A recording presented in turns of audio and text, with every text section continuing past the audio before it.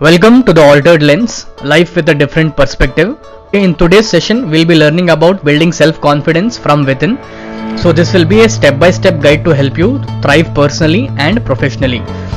To make the best use of this workshop, I recommend you to take notes because there are certain parts of this video where I will pause and give time for you to reflect on certain questions. The second thing I want you to have is focus, because this can be a transformational workshop, transformational session for you. If you have the right focus into it, stay away from distractions. Third is come with the right energy, so don't have your mind here and there. Focus all your energy throughout this video. And the last one is ask questions. I know there will be certain parts of this video which you will not be able to understand, so you can comment the questions in the comment box and I will be answering this. Now coming to what is self-confidence. When I met a lot of people, what they say is we lack the self-confidence to pursue our dreams. Now why is self-confidence something which a lot of people lack? Now let us see what is the actual meaning of self-confidence. Self-confidence is nothing but how you define yourself.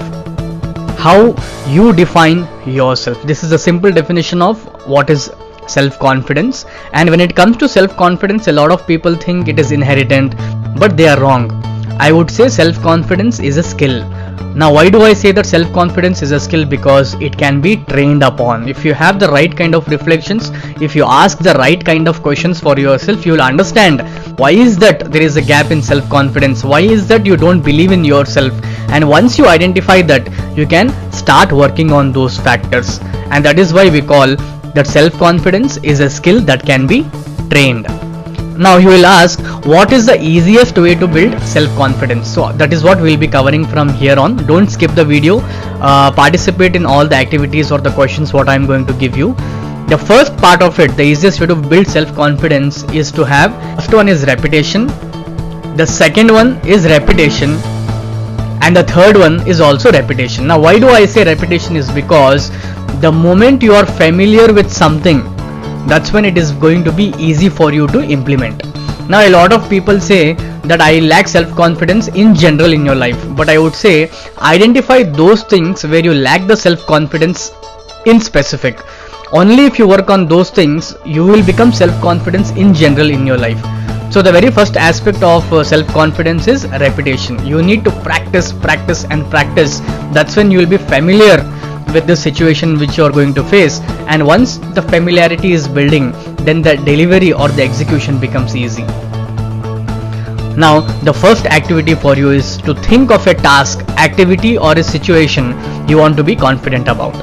So pause this video and write the answer for yourselves in your notebook. Now why am I asking this question is, in general if you want to solve or build self-confidence, it becomes very difficult because you have not identified those spaces where you lack the self-confidence. So identify that. Now I hope you have written the answer for that. It can be one or many. So I have taken the example of public speaking. A lot of people are afraid to talk in public, so they have the stage fear. Now the first thing for you to do is repetition. That's why I have said repetition into 3. You have to practice and practice a lot. Now when I say that you have to practice and you will improve on that skill, I am not saying this is some kind of a magic that it will happen. You practice for 1 week and then you go out and become a confident public speaker. That's not going to happen. It's not some kind of a magic. It takes a lot of time. When I say it takes a lot of time, I mean that you should not stop after your first failure. You know, a lot of times we practice for a certain time, we go out there, we do the first thing, you go on the stage and you give your first speech and it was a failure. So what do? You stop. So repetition is not just repeating something over and over again.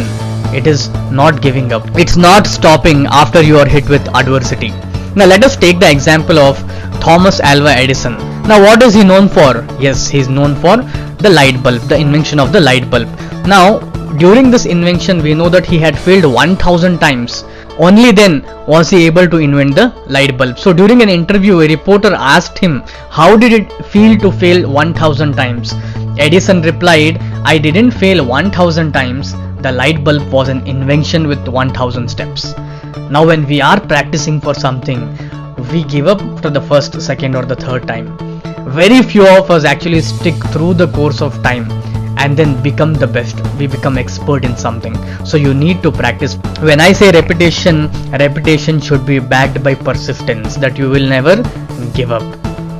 Now the third aspect, the first aspect was repetition, the second aspect is persistence, and the third aspect is, yes, identify or reflect on your self-talk. What kind of talk are you having with yourself every single day? Each one of us is having this constantly. Maybe you're aware of this, or maybe you're not aware of this. Every single day you are talking to yourself. And for example, when you say I am not good enough, now let me tell you that your inner voices are designed from your past experiences. Maybe you had some past experiences of failure and you are still holding on to it, and those experiences are designing your inner voices today, that it happened to me in the past and it is going to happen to me in the future.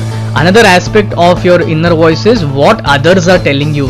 That is why I always tell that surround yourself with people who always believe in you, who always do the positive talk, who always push you one step ahead, not with those people who always create limiting beliefs within you. So these kind of things shape your inner voice. And remember, thoughts becomes action. If you say I am not good enough and then you go into a office presentation, what is going to happen? Yes, you are going to mess it up because you are not sure about yourself and you said I am not good enough. So what I want you to do here is list out all the negative talks or the thoughts you are currently having. Pause this video and answer it in your notebooks. Now what I want you to do is connect those negative thoughts to an experience or a person. For example, you have a negative thought about going on the stage and talking to people. Maybe that is associated with an experience in your past, or it is associated with a person or a teacher who might have said you that you can never be a very good speaker. So relate to it, and some reflection is required over here. Pause the video and answer this for yourself in your notebooks.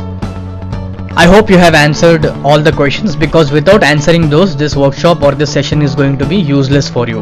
Now coming to the easiest way to build self-confidence, one part we saw is the repetition. You practice a lot. Second part is you have the persistence to keep moving during the times of adversity. And the third is identifying the kind of self-talk you are having with yourself. Now to change the kind of self-talk you are having with yourself, one of the easiest ways to do that is through affirmations. Now you all know Muhammad Ali, who was one of the best boxers of all time. What was his affirmation? I am the greatest. He used to tell this every single time. Now if you don't tell this to yourself, who is going to come and tell you this? Now affirmations can have a great impact on you. Identify some of the affirmations which can help you. Record it in your own voice and then you can play it, listen to it, you can repeat it every single day. Now what we'll do is we'll convert your negative thoughts to positive ones with related experience. Now I hope you have written what are all those negative thoughts you have. Now for example, your negative thought is I can't do it. Simple as that. Now what you will do is you will change it to I can do it. Now very important thing in this activity is when you change it to I can do it, you have to relate it to an experience, because without that your brain will not believe this. When you say I can do it, think of an instance where you are successfully able to talk to people or convince about something. It can be just two people in front of whom you are able to talk confidently. Think of those instances and relate it over here and write that experience, because without that this activity is not going to make sense to you and your psychology is not going to accept it. So pause the video and map a positive thought to every negative self-talk you have. Now we saw repetition plus persistence plus self-talk, and there is another last bit of it. The last part, which is one of the very important thing, is to take the right feedback. Now a lot of people, a lot of us are not ready to take the right kind of feedback. If someone comes and tells us, hey, your speech was not good, so what do? We directly go into a negative connotation and we think this is a destructive feedback. So try to take feedback in a constructive manner and ask the right questions. Ask this person who gave the feedback, why were you not able to connect to the speech, or what mistakes I made. So constantly take the feedback and incorporate it in your daily life or daily practice what you are doing, and link all those things, the repetition, persistence, self-talk and the right kind of feedback, and take the right action items to improve yourself, and that is when you will become a self-confident human being.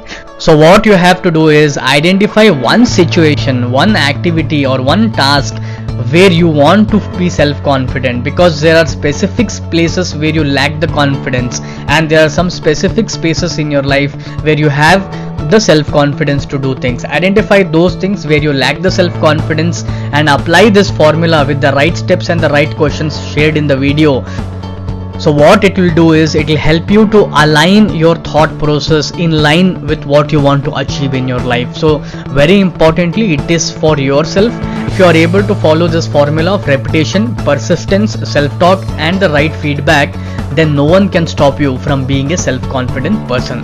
But start slowly and be realistic in your timelines to achieve this, because it is not that after you finish this workshop you have the notes with you and suddenly you go out there and become one of the best orators. It is not going to happen. Like I said, magic is not going to happen.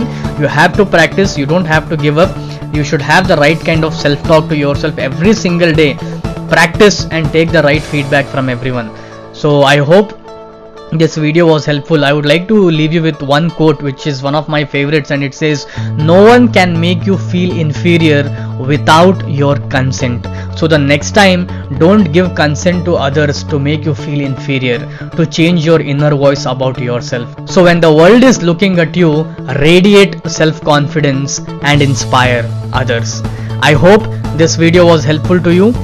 So this was a workshop by The Altered Lens, life with a different perspective. Please subscribe to this video. I know this video was helpful for you, and also press the bell icon so that you get the notification of my next sessions which I will do, and share it with your family, friends and your social media. It can help many other people who are facing the same kind of problem. And don't forget to follow us on Instagram. We are called The Altered Lens. This is your friend Mohammed Shoaib. Until next time.